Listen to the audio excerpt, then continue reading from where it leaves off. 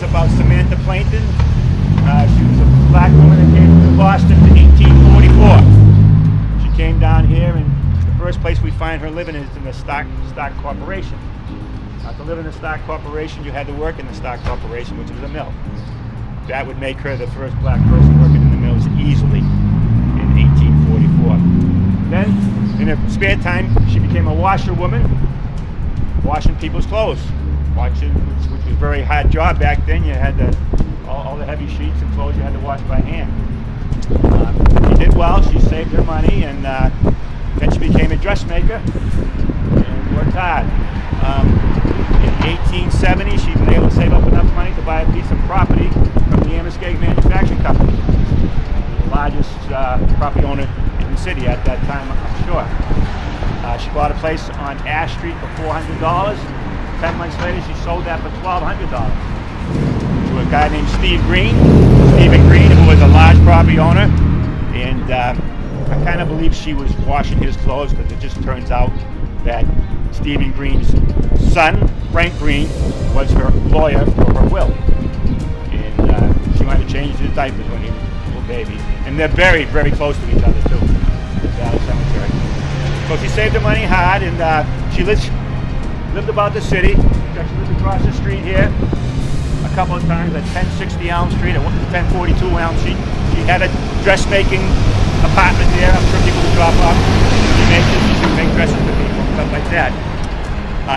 After she sold a piece of property on Ash Street, she moved around. She actually went back to Goffstown. In fact, she moved to Boston for a while. But she came back, and in 1888, she built a home on Concord Street. This is Concord Street. It's about 3/4 mile up the street. She actually built a beautiful home, and it still stands today. When she died in 1899, at 70 years old, she wanted, in her will, she wanted all her assets sold. Her home, everything was auctioned off in her house, down to the clothing that she wore. The proceeds that she made on the estate and all that, she wanted the proceeds to go to black education. A couple of places that the money went to was the Tuskegee Institute in Alabama and the Haynes Institute in Georgia. So money all the way from here went down to help black education in the South. She also gave some money to the Women's Aid Home and some other Women's Aid Home too.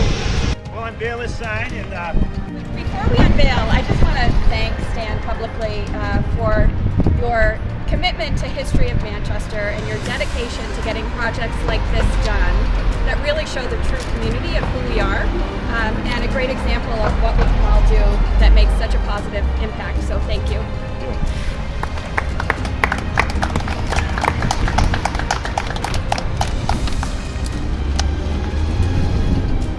I did not put this on. There you go. We were lucky. I was lucky enough to find a picture of her. It's actually called a tintype back then. And this is her. And this is a beautiful house she had built. And this is her, obviously, her grave. It has a QR code on it. If you hit the QR code, that takes you to a Facebook page where you'll get all the everything cited. Her will's in there, and her deeds for her property, and where she lived, and so everything's in there. Also, all the accolades are on there for the person that did the sign. The designer of the sign was Christy Ellsworth in the Manchester Yard Museum. Did a nice job of that. And this is going to be the template for the rest of them. They're all the same colors.